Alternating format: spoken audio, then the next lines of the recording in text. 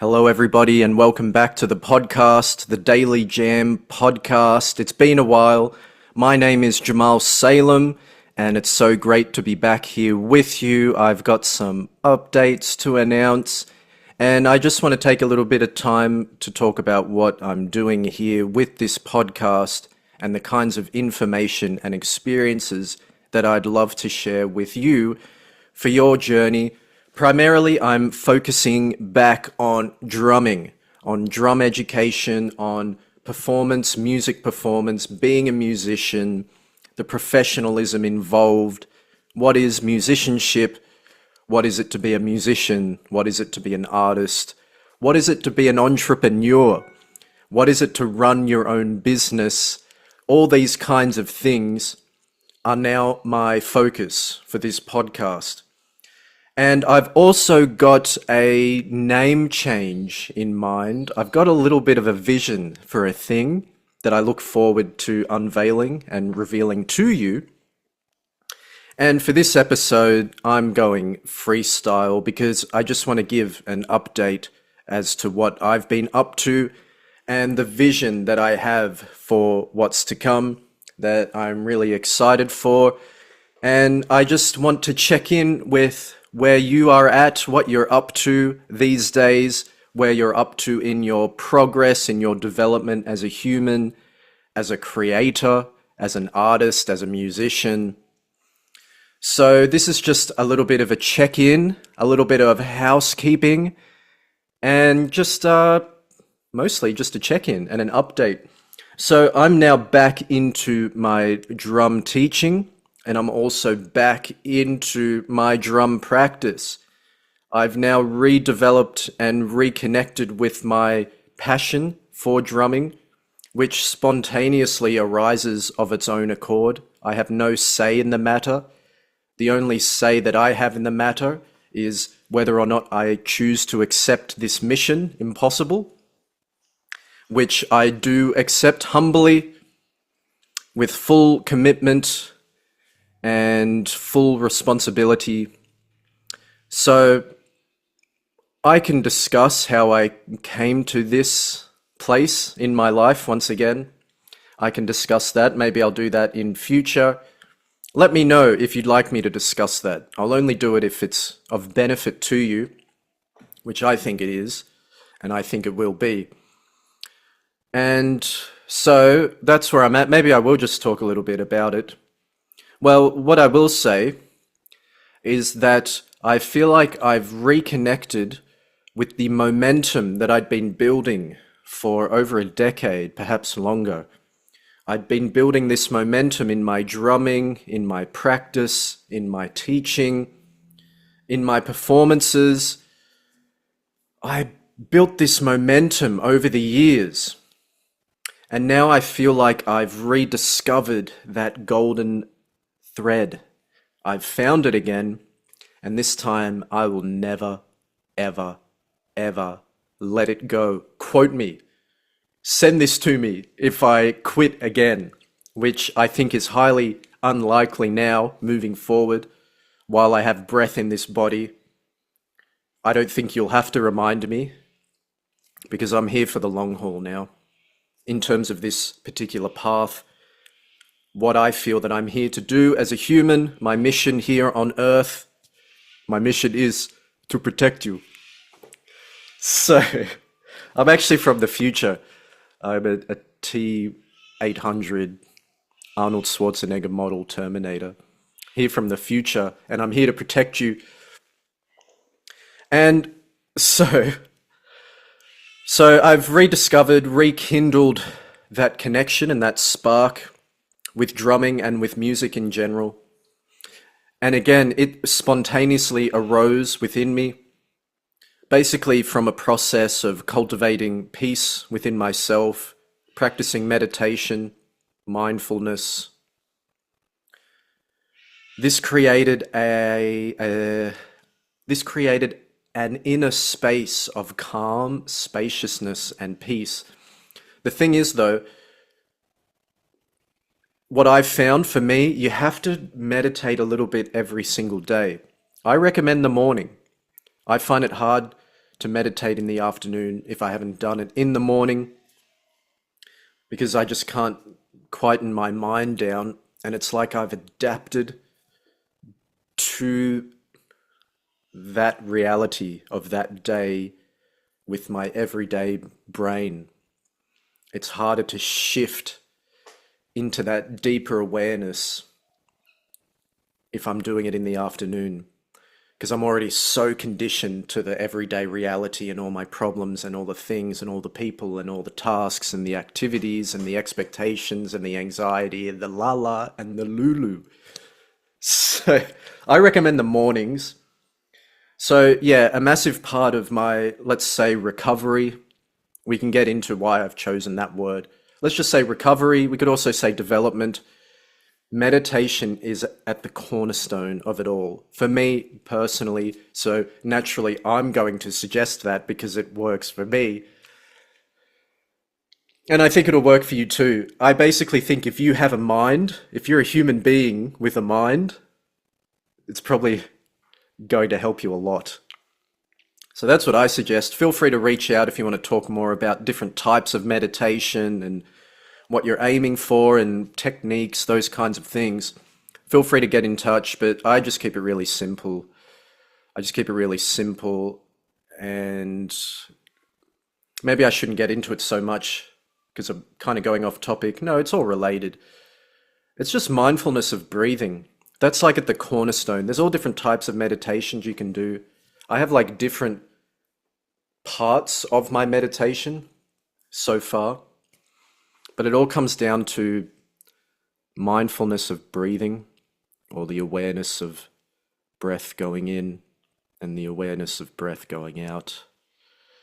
There's different areas you can focus on. I've been playing with the nostrils in the sense of feeling the breath, the coolness of the breath going in through the nostrils, the really subtle sensations of the nostrils, and then feeling the warmth of the breath going out as you exhale, because the air, the oxygen has been warmed up by your internal organs. So it's cool air at the nostrils going in, warm air going out. And honestly, if you just concentrate on that, if you just sit down and concentrate on that, and then when your mind wanders, you just gently bring it back to the awareness of the sensations of breathing in and breathing out. You've probably heard it 1,000 times from all the guided meditations, but that's what it is. That's like the foundational pillar for my meditation. I also do different things with it, and I'm sure it will only expand. You only need to like sit down for a few minutes, but I guarantee if you commit to this every single day, before you know it, you'll be doing 20 minutes, you'll be doing 30 minutes, you'll be doing 40 minutes because you want to. Okay, so that has been a huge game changer for me. And it's something I was meditating in the past. It's one of those things I'd discover it and I'd be like, oh, this is the key. And then gradually you forget whatever it is, the ego or the unconscious mind or just the programming, the conditioning that you've been shaped by for the entirety of your lifetime kicks in. The default mode network kicks in, and then I lose my grip on the practice, and then I find it again and I'm like, oh, this is the answer, and then I lose it again. But basically, once you hit such a rock bottom and then you go further into the basement and down below into the underground of the rock bottom, that's when you realize, okay, I'm now committing to this practice. Now that I've found it again, thank you, universe, thank you, God, that I found this practice again and it's helping me and this is what I need to do personally. Now I'm committing for life. I get the message now. I'm committing for life because I want to, because the benefits are so undeniable and they only continue to expand and enhance the potential. That it's just natural to want to sit down and do that every single day because it makes your life that much greater. And I use the word greater because greater also implies a greater capacity to hold pain. I don't just mean better, I mean greater. You'll just have a greater capacity to handle whatever life throws at you. You'll have a spaciousness, you'll have a sense of detachment in a positive sense, in a positive light for detachment. I don't mean, what's the other one? I don't mean disassociation. I just mean being able to emotionally detach enough from a situation so that you're not reactive, so that you're not emotionally reactive, and so that you can think it through, you can see it from different angles without being caught up in the drama of it all. Because that's when we tend to throw caution to the wind and make some silly decisions that we will severely regret. So, do you see how profound that practice is? Something that can help you be less emotionally reactive. That's pretty profound to me. It doesn't even cost money. You can tap into it with your own body just through concentration and focusing on the breathing that you've been doing since you were born. That's why the breath is a good object of meditation. It's a good focal point because it's always there and it will always be there while you are alive as a biological entity. It's just been hanging out. The breath has just been hanging out, running the show so you can show up. And we get caught up in all the stuff of life. Meanwhile, we're just breathing. Like that's actually keeping us alive and we forget about it. We're not grateful for those little things that are actually keeping us alive and present and grounded in the world. So, hey, I didn't want to talk about it and then I just spent 5-10 minutes talking about it. But that was so crucial for me, rediscovering that. And I guess with this last little bit of time, basically, I'm getting back into the drumming practice, as I mentioned. I'd like to delve deeper into what my practice method involves, and it's something that does evolve over time as well. It evolves, it develops. Sometimes I get rid of things, sometimes I bring things back, I'll switch them around. It just depends where I'm at, what I need. But over time, I do feel there are foundational, fundamental things that I work on in my practice, in my daily practice, that I think are eternal in the sense that whether I drop certain aspects of my practice or pick up new aspects, there are still these foundational pillars that will still be there. The only thing that may change is how I address those pillars. So it's easier for me to go into this with students because I can get an idea of where you're at. We can get a bit of a back and forth dialogue. But I guess for today, I can just point out, for example, I've been getting back into my warm-up routine. It's very easy to skip over a warm-up and just go straight into the meat and potatoes of the drumming, the chicken drumsticks, let's say, and gravy. But if you can warm up before you practice, you will notice the difference. All you're basically doing is getting the blood flowing to your hands, your fingers, your arms. A warm-up does not need to be playing at your fastest tempo. In fact, I'd suggest don't do that. Just practice nice, comfortable rhythms. Don't push yourself in the warm-up. Let yourself catch up to yourself first. That's what the warm-up is for. You're warming yourself up for the intensity to come so that you can handle it. Again, with greater spaciousness, with less reactivity, with a coolness, a cool detachedness. This is why we warm up. You will notice the benefits. So I recommend a little warm-up routine. Maybe I'll share mine. Again, mine evolves. I'll stick to a bit of a routine through the week, and then on a Sunday, I might just change it up and flip it on its head or something like that. And I've developed mine through studying other people's warm-up techniques as well. So I've got my own kind of hybrid warm-up session approach. But I've stolen these ideas from other drummers too. And I've done that because it works. and I'm not afraid to give credit where credit is due. So anything that I've stolen, I would just tell you, this is where I got this from. I didn't just invent this. I got this from this, and then I tweaked this part, and now it's like this. And I did that for this reason. So I'm excited to share my warm-up routine and just my overall approach to drumming and what I work on.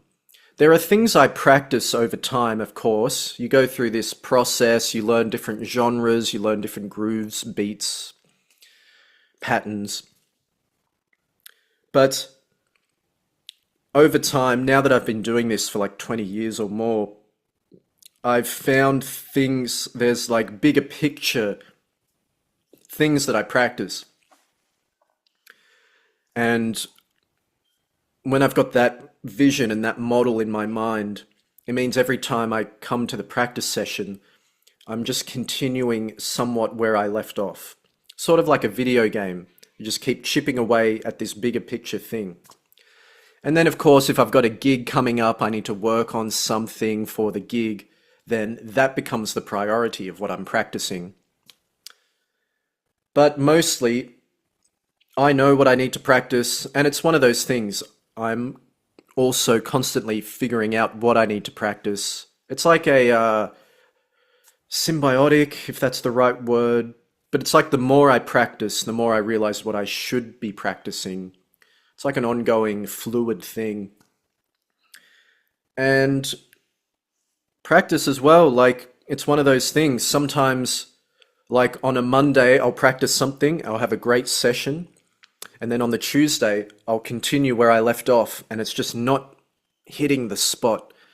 And what I mean by the spot is maybe it's not pushing me enough that I don't actually feel like I'm practicing, I'm actually learning a new skill, because it's not pushing me enough. So that's when you can feel a bit stagnant, like I'm doing the thing and it's not working.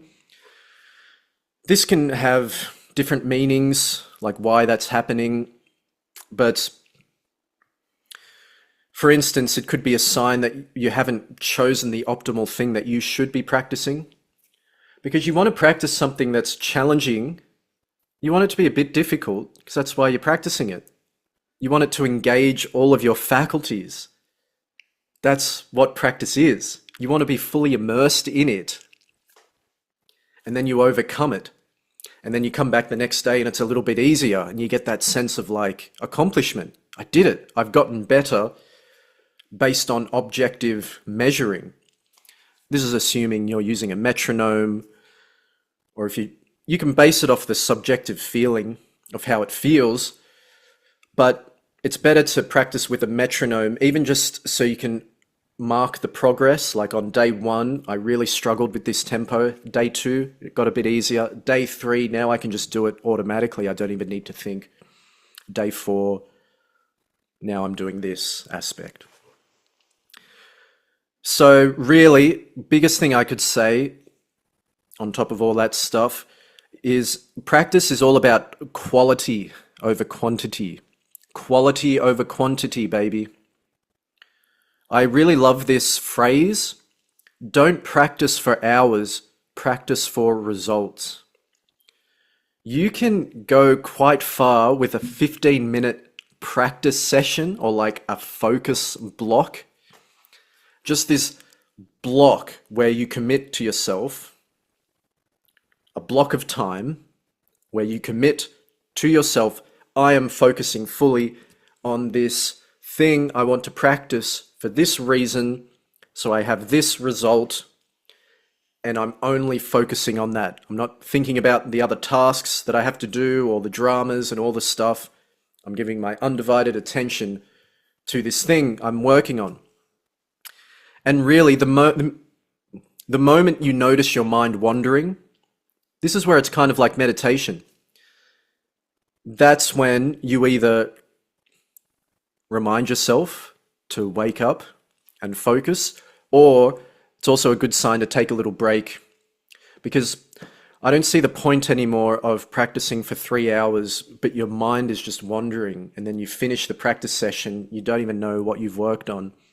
It can be good sometimes to just muck around, that can be good. but you will have a more direct result. You will have like a more conscious outcome based on what you actually need and what you've defined for yourself.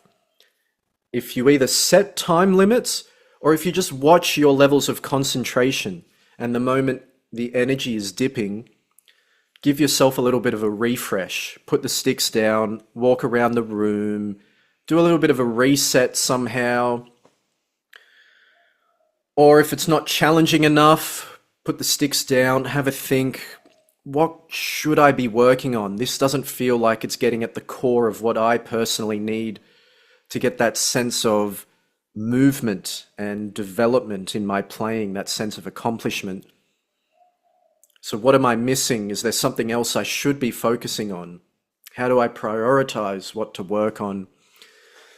And this is what I can help with. If you want to book in for lessons, this is what I help you with, is to help you analyze yourself, your abilities, but also your goals, your vision for your playing, for your music, maybe the kinds of music you'd like to play. I can help you flesh out who you are, what you need, why you need it, why you even want that. And then I can give you a logical sequence of events that you can go about towards making that change and those changes. And I can be there for you as support over time as you go through that journey. Because I know it can be tough and we all have life. We have lives, and we also have minds, and our minds can actually play the biggest part in discouraging ourselves with our inner monologue. So I can help pull you out of those ruts and help you stay on track in a way where you actually love what you do and you actually want to show up every single day for your instrument and for your development, purely for the love. And then that love that you receive and generate from your development will spill outwards into other areas of your life and on to other people in your life, and then they'll feel good, and then they'll give that energy to other people. And it's just like this, what do you call it, a feedback loop of positivity and growth and evolution and development. So that's what I can help you with. So please reach out. My website, jamalsalemdrums.com.au, or send me a message, leave me a comment on this video. Remember to like, follow, subscribe, share this if this was helpful for you. Share this with other people. And for now, we'll finish up. So I hope you have a lovely day, a lovely week, a lovely month, a lovely year, a lovely lifetime. Let me know your feedback below. Send me any questions in the comments, anything you'd love me to talk about. For now, I send you peace and happy practicing.